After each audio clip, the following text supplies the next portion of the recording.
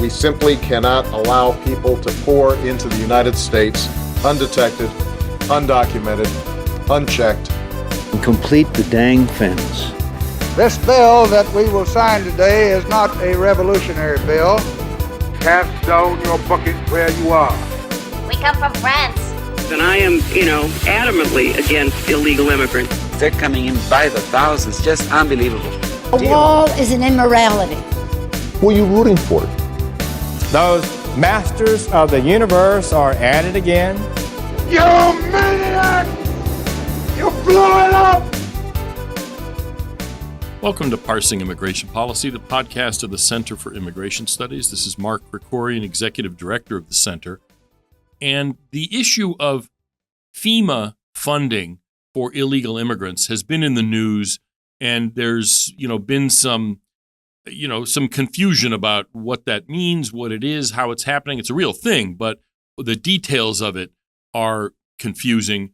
And I think there's some people are, assuming that it's maybe worse than it really is, and in other instances, poo-pooing the situation altogether. And so I thought it would be worth having our frequent guest, Andrew Arthur, who is a fellow in law and policy here at the Center, to kind of clear up what the story is. How is FEMA funding illegal immigrants? Is that happening? What's the background, et cetera? So, Art, thanks for joining us. And if you could give us just, first of all, sort of, why is the Federal Emergency Management Agency, FEMA, or administration, I forget, but why do they have anything to do with funding illegal aliens, especially when there's hurricanes, and which is the kind of natural disaster that FEMA is supposed to deal with? This story actually starts in 1987 when President Reagan signed the Stuart B. McKinney Homeless Assistance Act. If the listeners are old enough to remember that period of time, there was a large concern about the homeless population that was then burgeoning in the United States, particularly veterans, Vietnam veterans primarily, who were living on the streets. In fact, if you remember the Billy Joel song, "We Didn't Start the Fire, Age Crack Bernie Gets Homeless Vets," was actually in the refrain of that because it became a very big concern. And so FEMA undertook a program authorized by law called the Emergency Food and Shelter Program, or EFSP.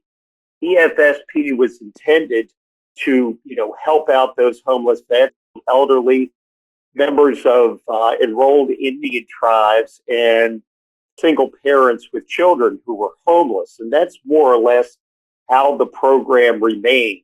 It was part of FEMA even then, right? In other words, it was a subset within FEMA? That's correct, yeah. So it was deemed to be the sort of thing that FEMA would be best positioned to undertake. Again, remember that FEMA is primarily, not a rebuilding agency. They are a funding source for various nonprofits, NGOs, and things like that around the United States. Right. So, if you go to a disaster site, including here in Western North Carolina where I live, don't be surprised if you don't see some FEMA folks. But they're not actually the people who are putting on the boots and the jumpsuits and grabbing the shovels and mucking out the houses. They're the people who are writing the checks and attempting to coordinate what is going on during those disaster responses. And so just to sort of tie off that end of it, in a sense, the emergency that they were responding to was this fact of it was sort of a shameful phenomenon of large numbers of homeless Vietnam veterans. Because remember, this was just, you said 1987, literally just 12 years after the fall of Saigon. So there were lots of Vietnam vets, with all kinds of PTSD issues, medical issues of other kinds and all that stuff. So in other words, it was plausible to describe that as an emergency that needed an emergency response from the government. Yes, absolutely. Particularly when you put it in to the context of, that this is an aid granting agency. This was a disaster at the time as Congress envisioned it and as President Reagan, signed the bill. This was the thing that we really had to respond to, that there was no federal government agency that was addressing. How did it turn into, busing illegal aliens around? So The program remained from 1987 until the summer of 2019 to be more or less exactly that. It was this food and shelter program for, the elderly, Native Americans, and veterans. In 2019, the Trump administration faced an onslaught, 111,000 in the month of May, adults showing up with children in what we call family units and unaccompanied alien children at the southwest border. And anybody who's ever been to the southwest border knows that those Border Patrol facilities aren't suitable for housing children or housing adults with children for any extended period of time. Most of those were built in the 1990s and the early 2000s to accommodate single adult males from Mexico, which was the population of people who were coming over at that point. But as we saw this huge influx of families and children between February and June of 2019, the federal government ran out of money to actually transport them away from those Border Patrol facilities and to place the unaccompanied alien children in suitable housing, which of course is a completely different law and a different issue. And so consequently, the Trump administration, the then acting Secretary of Homeland Security, President Trump's chief of staff, did a conference call in which they said, look, we got kids and they're suffering and we need to get them out of these facilities. And Trump requested a supplemental funding bill from Congress to, pay for all of the expenses that were associated with that population. Now, this supplemental request lingered for 6 weeks. Many of the president's opponents, primarily Democrats, used this disaster to vilify the Trump administration for all the horrible things that they had ever done with respect to detention and with respect to, children at the southwest border. So, it was basically one big picture op, the gnashing of teeth and the rending of garments for a 6-week period in a lot of major outlets until eventually at the end of June, the Democrats caved and they gave Trump the money that he wanted. But one of the pounds of flesh that they extracted in order to provide that funding was to create what was called the Emergency Food and Shelter Program Humanitarian, or EFSPH. And that was $30 million in funding that would go to communities that would actually provide for the migrants that showed up in those communities. Most of those family units, when they are released, they go into the communities. There are a lot of border NGOs and NGOs elsewhere in the country that resettle those individuals. So that was $30 million in 2019. Just to be clear, that was a program they created within FEMA. In other words, that's how we're getting to FEMA here, right?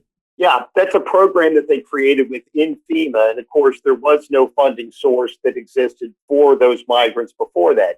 So they took that EFSP and they basically added it to it, but they blocked off that $30 million strictly for migrants and for NGOs that took care of migrants. Yeah, just to get it clear in my head now, the Democratic Congress gave President Trump some extra money elsewhere for dealing with all of these unaccompanied minors and family units and all that stuff.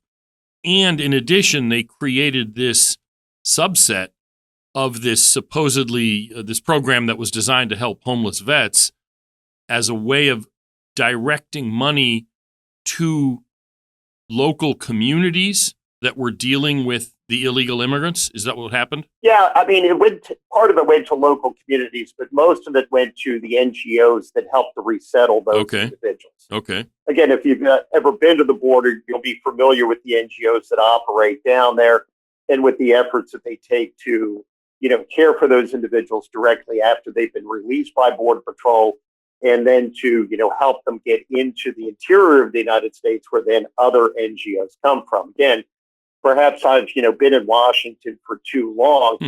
$30 million is a sizable amount of money. I'd, gladly just take the interest off of that.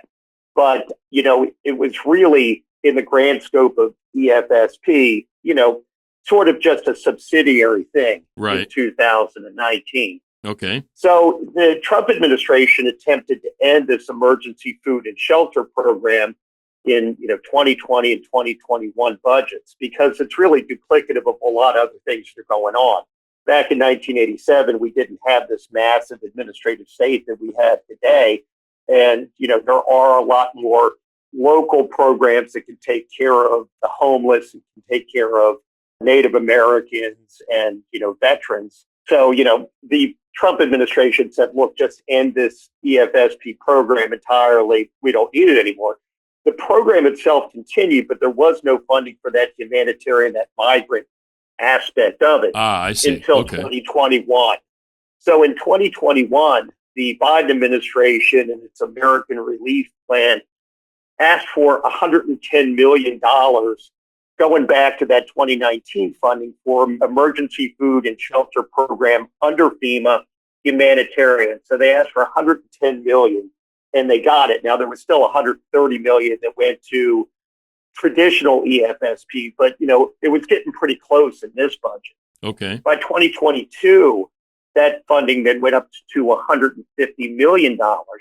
And then in 2023, it jumped to $425 million that, again, was now available to localities, to states, to NGOs and charities. And, I quoted Ronald Reagan in the article that I wrote about this. The closest thing to eternal life that we're going to find in this world is a government program. Right. And this was a government program that started to jump by leaps and bounds. Right. So just so that people following this, because it's a little complicated, it's still under FEMA, and there's this program that was designed for homeless vets.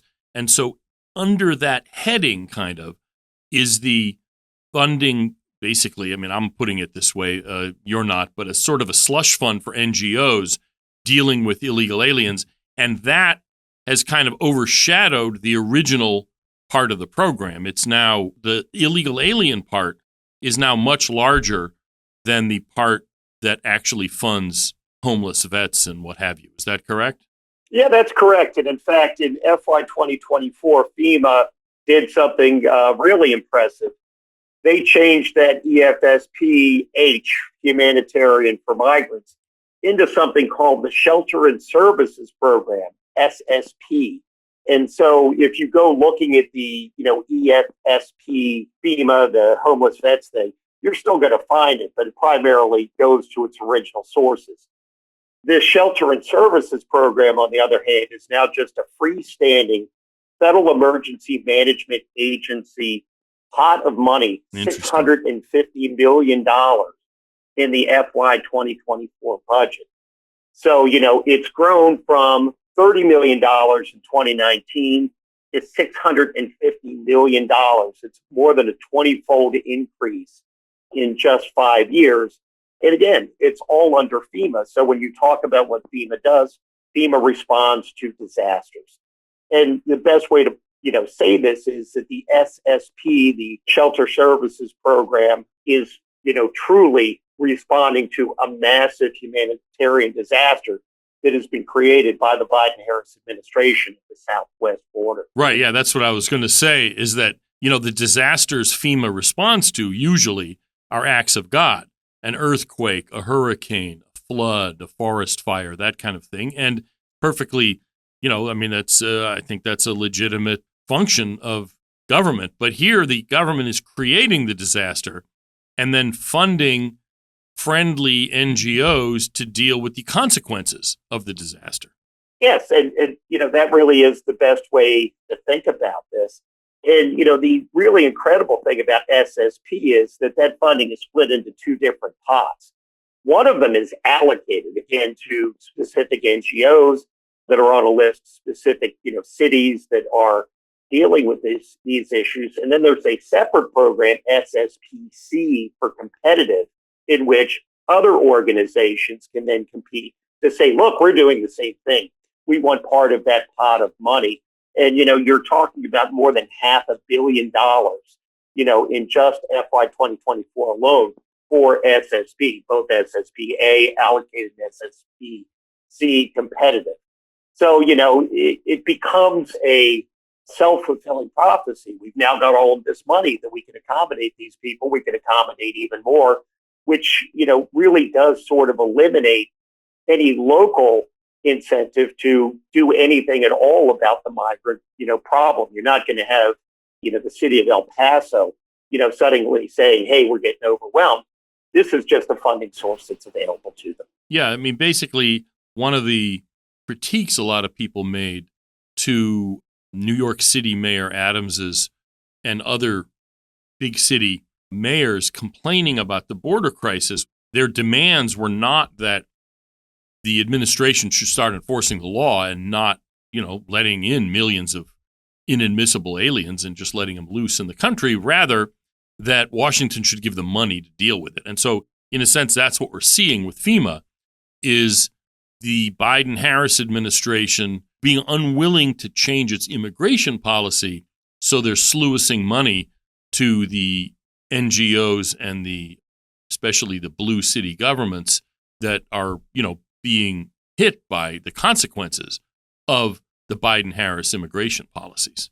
This is one of those things that takes the burden off of these cities to actually, go to the federal government and say, look, you need to change your immigration policies. One of the things that we saw, even at the outset of this migrant crisis that's been ongoing under the Biden-Harris administration, were complaints from a lot of high-level Democrats in northern cities that the administration actually had to do something about this migrant issue. Now that the money's flowing, a lot of those complaints have been tamped down, sort of taking taxpayer funds to pay off the cities so they don't fetch as much about what's going on with the migrant issues that they're seeing in their own towns.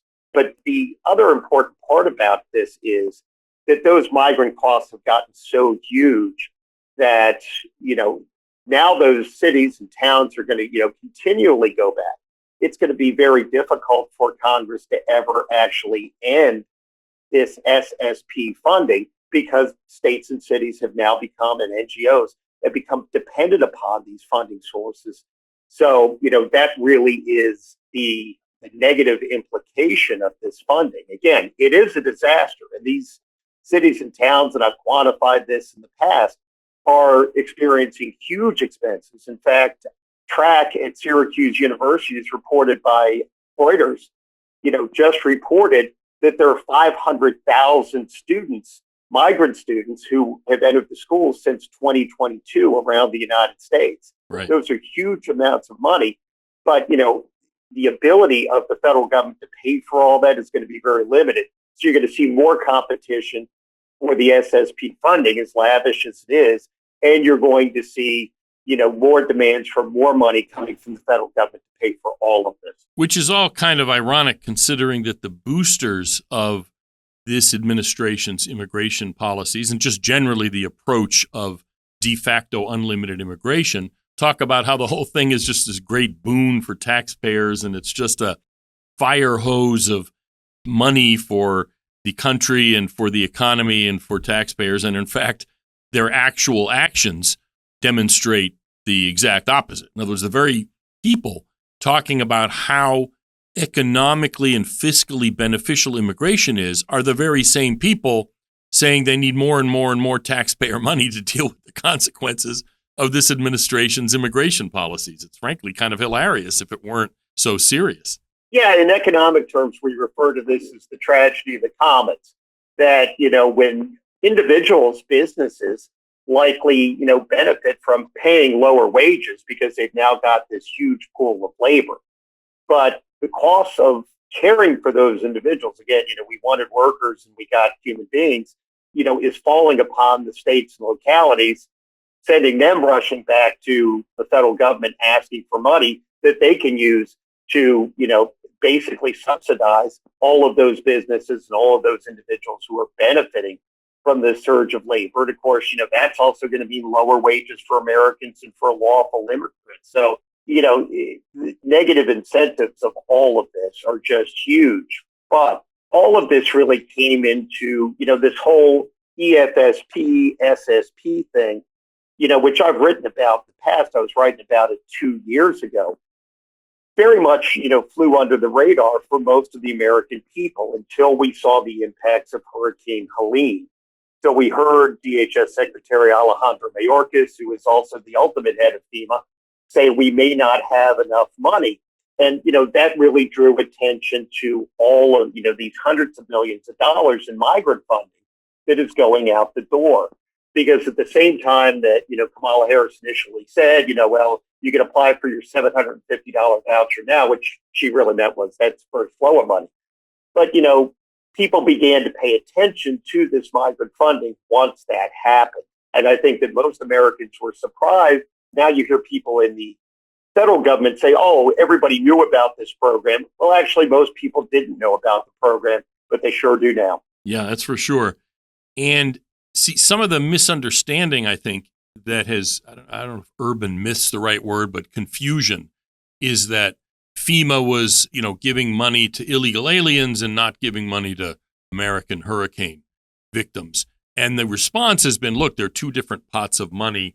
But, and this is something you brought up in one of your posts, the Homeland Security Secretary does have authority to do what they call reprogramming money. In other words, the executive can only spend money that Congress has authorized, but there is some wiggle room if they get the okay from appropriations committees in Congress. It doesn't have to be a whole new bill. They can get an okay to shift money from one program to another. So they could, if necessary, FEMA could move money away from this NGO slush fund into regular emergency response, couldn't it? Or is that reprogramming authority more limited than I think? No, I was one of the primary drafters of the Homeland Security Act, which was the legislation that created the Department of Homeland Security. Thank you, Art. Thank you for that. But anyway, go ahead. Yeah, I'm not, again, I was a lot prouder of that back in the day.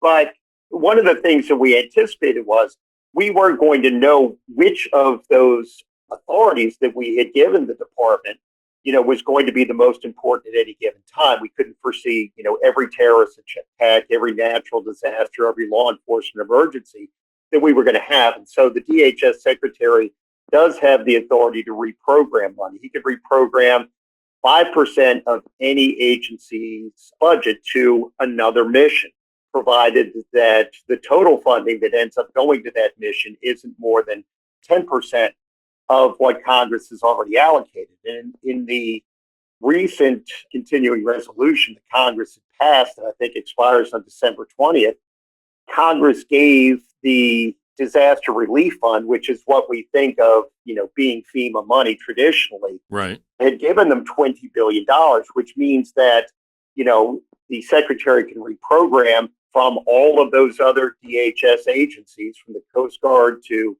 CBP to ICE to USCIS, can reprogram up to $2 billion more dollars and put it in that fund. Of course, when you're talking about disaster relief funding, that actually is one of those things that Congress responds to very quickly.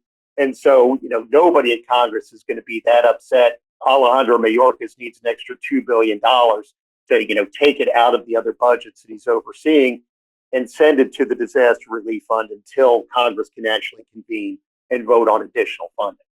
But yeah, the reprogramming authority that the DHS secretary has is significant. So when you hear Alejandro Mayorkas say, oh my God, we're out of money, well, take that with a grain of salt.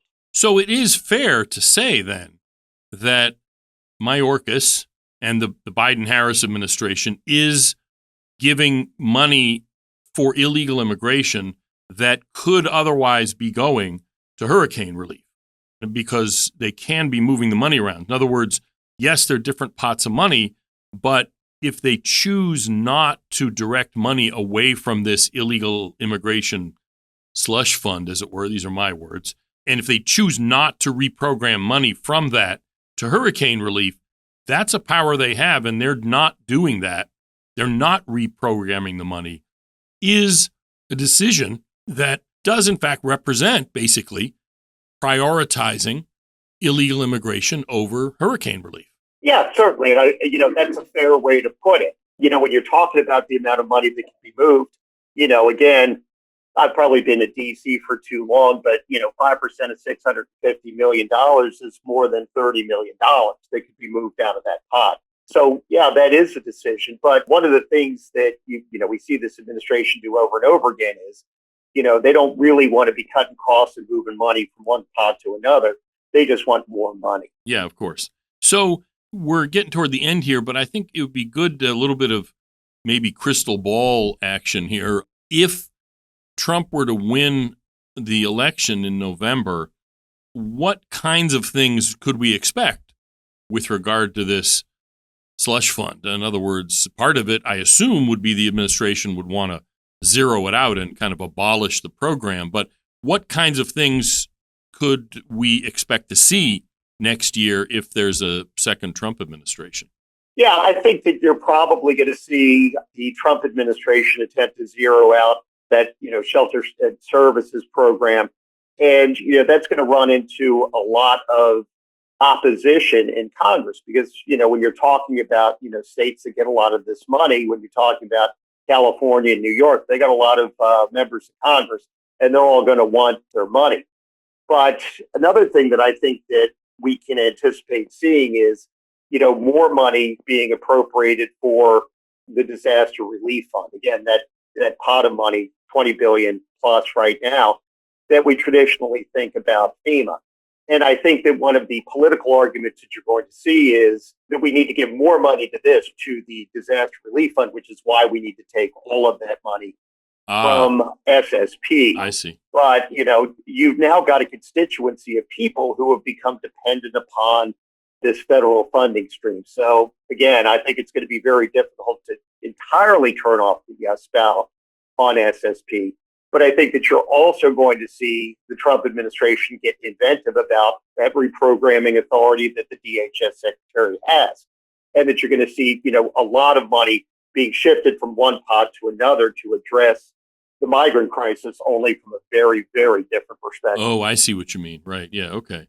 And, it seems to me that the organizations and the localities that have they've come to count on this slush fund from FEMA for illegal immigration consequences are not the constituents of this administration. Let me put it that way. So that it seems like those concerns might fall on deaf ears if there were a Trump administration. And what's more, it strikes me, and this is all speculation, but it strikes me as more solid ground than the Republicans often have in forcing a showdown on spending, so that if, for instance, the Democrats, let's say they're in the minority in the Senate, as is likely, but still, a very large minority, and so they can block things.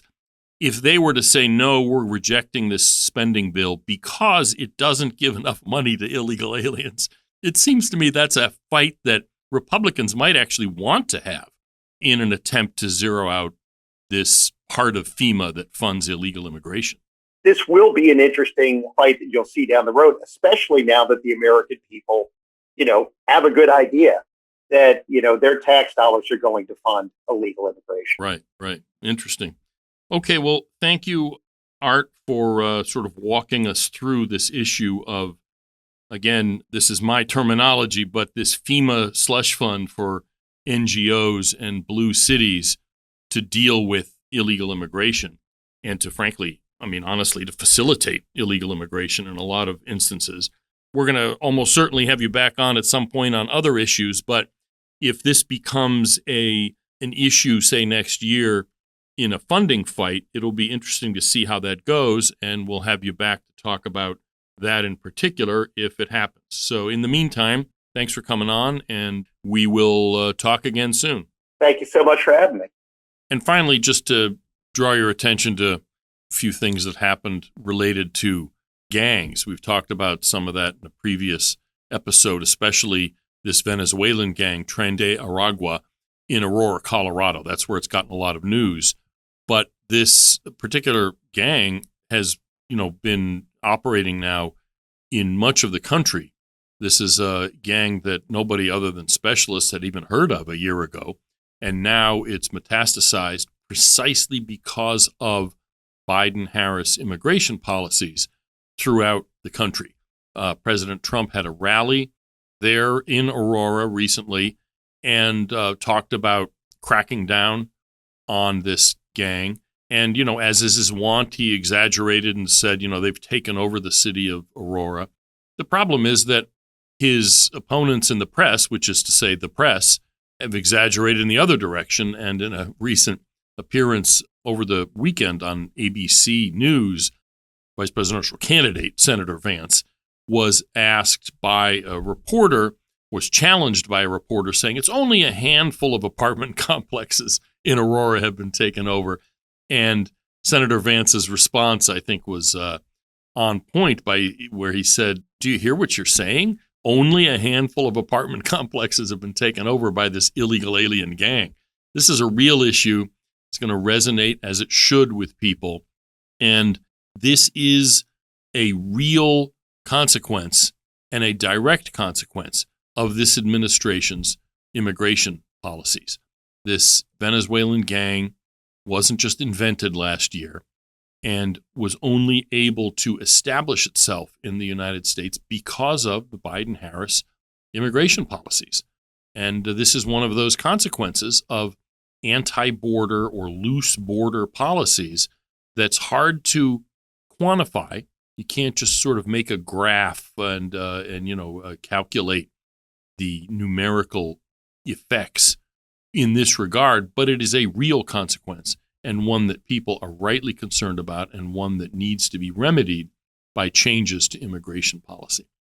So that's it for this week's episode of Parsing Immigration Policy. Thanks for tuning in. Thanks to our omnicompetent producer, Brian Griffith. And thanks, of course, to Art Arthur, who will be back on future episodes, undoubtedly. Thanks for filling us in and explaining what's actually going on with this FEMA funding illegal immigrants issue. I thought that was very useful. I even have read about this a number of times, but even I kind of learned something on this. So I hope you all learned something as well. And until next week's episode of Parsing Immigration Policy, this is Mark Krikorian signing off.